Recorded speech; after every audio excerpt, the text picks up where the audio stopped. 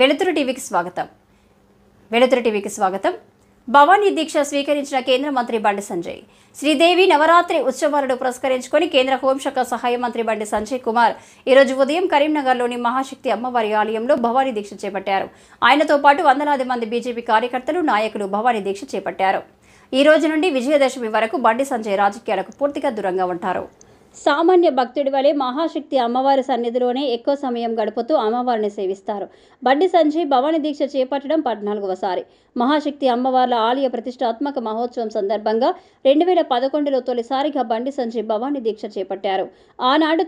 ఆయనతో పాటు మరో 5-6 మాత్రమే ఆనాడు దీక్ష చేపట్టారు.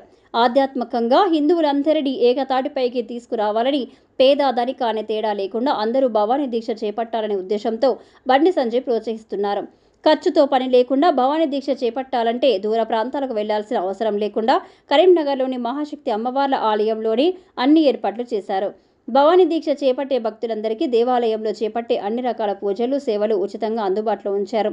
భగవంతుడికి భక్తులందరూ సమానమేనని చాటి చెప్పేందుకు ఇలా రుసుం లేకుండా ఉచితంగా అమ్మవారిని దర్శించుకునేలా చర్యలు తీసుకున్నారు. బండి సంజయ్ ప్రోత్సాహం వల్ల నేడు కరీంనగర్లో దేవి నవరాత్రి ఉత్సవాల సందర్భంగా ఏటా వేలాది మంది భక్తులు భవానీ దీక్ష చేపడుతున్నారు. ఎంపీగా, బీజేపీ రాష్ట్ర అధ్యక్షుడిగా, జాతీయ ప్రధాన కార్యదర్శిగా, కేంద్ర మంత్రిగా బండి సంజయ్ అంచెలంచెలుగా ఎదుగుతున్నప్పటికీ భవానీ దీక్షను మాత్రం క్రమం తప్పకుండా కొనసాగిస్తూనే ఉన్నారు.